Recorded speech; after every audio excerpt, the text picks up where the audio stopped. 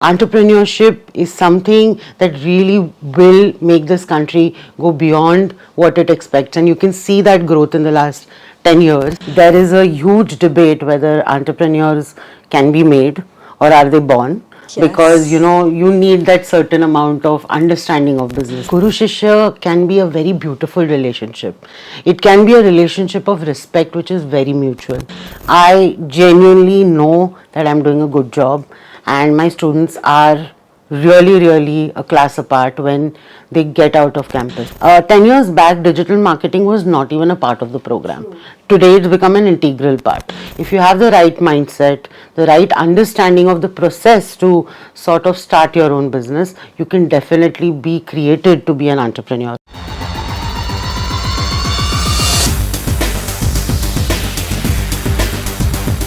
We have with us the founder and director of the Midas School of Entrepreneurship, Miss Pooja Shah. Hi. Hi ma'am, how are you doing? Very well. Thank you for having me here. I warmly welcome you onto the Wit Chat show. It's an honor to talk to somebody who has been very in close interaction with the young minds of today's world. So firstly, I would like to know about how did this idea of beginning a school of entrepreneurship. We have all seen of entrepreneurs starting with their own ideologies, but imparting this knowledge to a large set of people. It's very unique. How did that come into being? So this started, the Midas School of Entrepreneurship commenced or was born in 2013.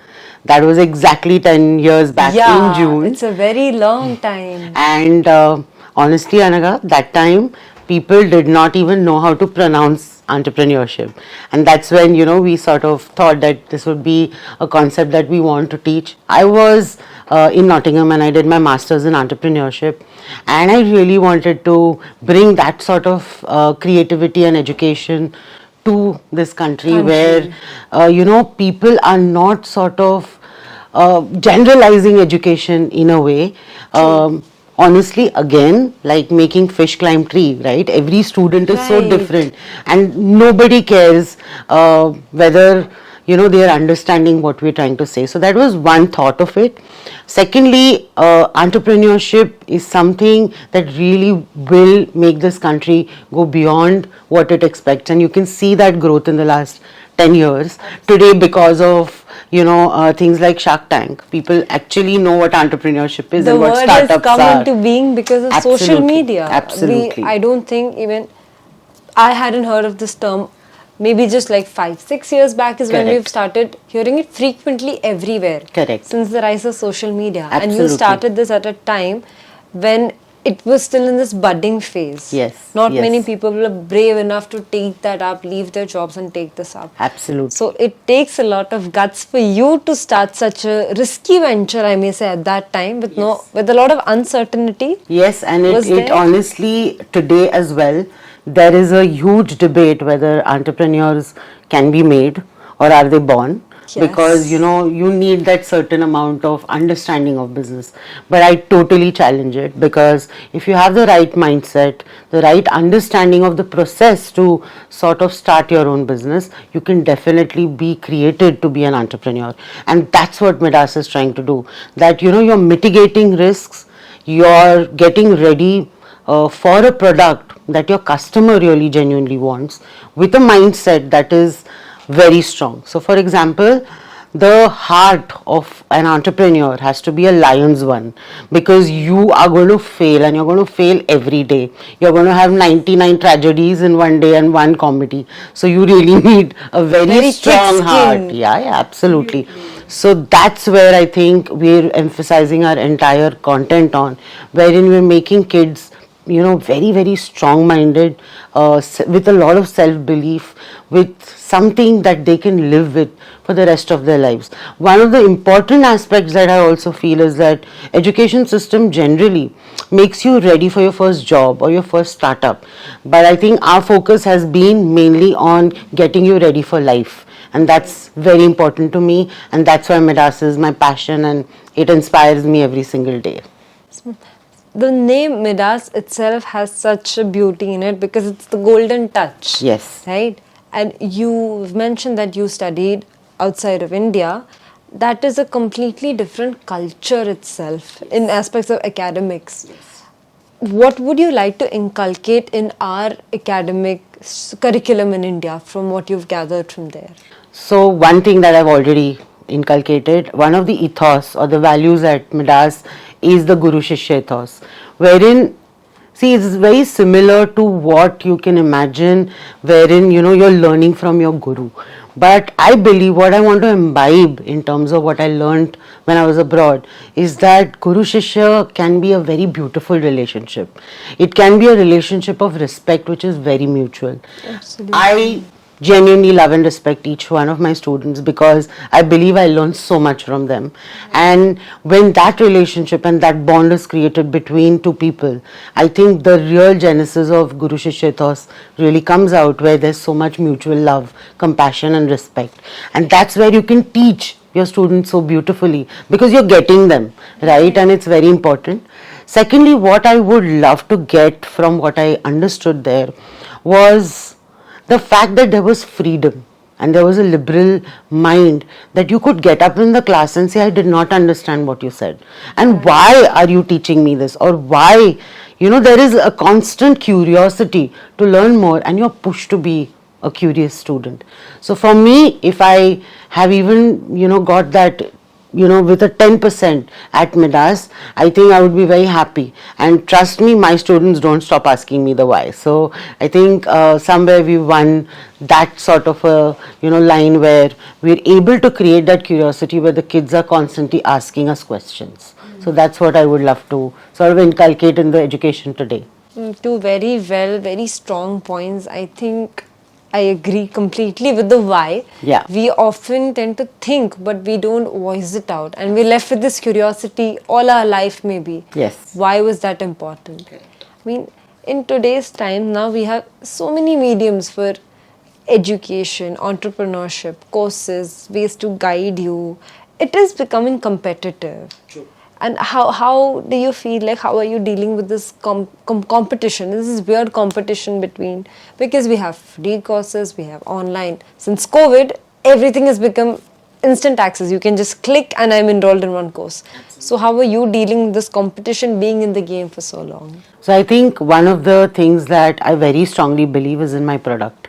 I genuinely know that I'm doing a good job and my students are really a class apart when they get out of campus. And this belief is probably one that sort of keeps me on ground, because nobody in this world is able to shake that confidence in me that I'm doing something wrong in terms of what we are delivering. In terms of other things, I believe that to really keep apart from your competition, one important aspect is that I feel Midas has stood apart is the experiential learning bit of it. So none of our courses are from textbooks. All our coaches are real-time entrepreneurs running 2 to 3 businesses, and when they come and talk, they make a lot of sense. So we are actually growing with the times. When everything is free, I agree, but when you are meeting somebody in person, the learning is absolutely different. The other aspect is that when a real-time entrepreneur talks to you, he is facing the real challenges as well, and that no online course can ever teach you, right? So for me, I strongly believe that stand apart by creating a niche for you, for people to come and find you, that you're doing something unique. And I think that's what probably, lets Midas stay alive. So the quality. Never compromise on quality. Never. Whatever has to be done, and also stay with times. So for example, 10 years back, digital marketing was not even a part of the program. Today it's become an integral part. Or I know that next year I have to offer AI, because I know if I don't have my entrepreneurs learn that, they're going to again stay behind. So we have to keep adding subjects and make sure that this experiential learning is through really understanding oneself and being out there without really just putting your heads into books, but really going out there learning by doing. I think it's very right for me to say that a lot comes with experience rather than just having a degree with a certain stamp, because I'm sure you've come across so many people 100%. who may not have that piece of paper, but they have that amount of knowledge that may be twice as valuable as that piece of paper, right? Makes total sense. So you come from a family background which is into business, if I'm not Yes. wrong. Yes. You were always exposed to that side of the world. Yes. So do you think that somewhere subconsciously made you get into this field? 100%. So I think I'm a Gujarati. I'm a born Gujarati with a DNA of running businesses. I've seen my father, grow as a serial entrepreneur from nothing to what he is today, and I owe that sort of a mind and that exposure to him. I think who I am today is so much to do with what my family has, made me into a person. I think more importantly, coming from a Gujarati family and yet getting so much freedom to sort Right. of, start my own business, people really, really backing me and my dream. I think all of that gave me this sort of, inspiration to keep doing whatever I want to do. Even if I fail, I'll stand up and I'll still do it. And this learning has probably conspired and created Midas for me. Wow, that's actually very right. You said the freedom, sometimes we don't, that's one thing, maybe the little extra support Yes. gives you the energy to walk that extra little mile, right? Absolutely, I absolutely. mean, with all this comes, I'm sure you've had your own set of ups and downs throughout this long journey. 10 years, it's not some short time. So, what are some of the learnings that you've gathered from some failures, or how did you overcome them? Because it can really pull you down sometimes. So I think more than professional setbacks, I have learned from my personal setbacks. So I think I went through a very bad relationship. It failed miserably, and on top of that, I had like a real health scare with a very, very, longish, really difficult surgery that I went through. And this particular time in my life, I realized that if I don't take myself seriously and I don't stand up for myself and I don't sort of believe in myself, everything that I have built will come to ground zero. And I, in fact, said a lot of things today in my speech as well that, I cried, I would close the bathroom, cry loud, or, not shove my feelings under the carpet, or, really go headstrong with how I'm feeling, because I believe that if I did not face these feelings, I will probably never be the person that I want to be. So I faced them head on, like held the bull by the horns, and I was like, okay, this Fight is with a it. problem, and I'm going to fight it. But I also realized that through this pain, I was able to create something called Transcend, which was a module that I basically created for my students to work purely on mindset, because I believe your attitude is everything. How beautifully you put that attitude in action is the most important thing, and Transcend is about self-awareness, acceptance, and taking action.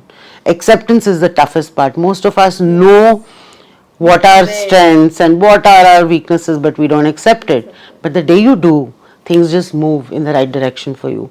So I believe that that time in my life I rose like a phoenix from the ashes, because I was on ground zero.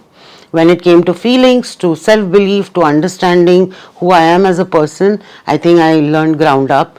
And today I believe that one thing that I also learned that time was that, human beings are lovely. I still believed in love, and that's why I think, I ended up finding the love of my life as well. My husband, who, is someone who keeps inspiring me every day. And I think, whatever happens, learn to stand up, face it, don't brood over it, don't go into a self-pity mode, because that's illness. The minute you're self-pitying yourself, it's not a good thing. Face it with all the strength that you have, and trust me, the world will be your oyster. So don't fall apart when things go wrong. Stand up for yourself.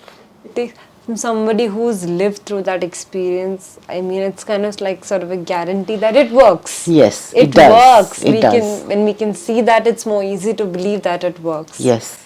And I think this is what you would like to tell all our viewers. Any messages that you've learned in your life? It's a long journey that you've come as a woman, as an entrepreneur, making more entrepreneurs. The most important thing is you're giving back to the society so that they can give back again. What is a message that you would like to give to all of our viewers? So I would just say that, don't keep complicating your life. Keep it very simple. Live for yourself. Smile through pain as well, because it will only make you a better human. Your strength is within. Nobody can find it for you. And always believe that good things are going to happen to you, and that belief is what is going to make you wake up in the morning. Be a passionate, compassionate, empathetic human being who will get up every day, smile through the day, and always be excited for life, because I think that's what's made me a person that has loved every bit of it. And I'm very happy that life's thrown so many things at me, but I've understood that if Pooja is with Pooja, nothing can really break her. So that's my message to everyone. But the last line, that's it. I mean, you should have self-belief. You should be with yourself more than anyone being with you. Yes. On that note, ma'am, I would like to thank you for being a part of the show. Thank you. And lastly, I request you to sign on this. Definitely. For us, we want to have it as a memory. Thanks, Anaga. It was really lovely meeting you.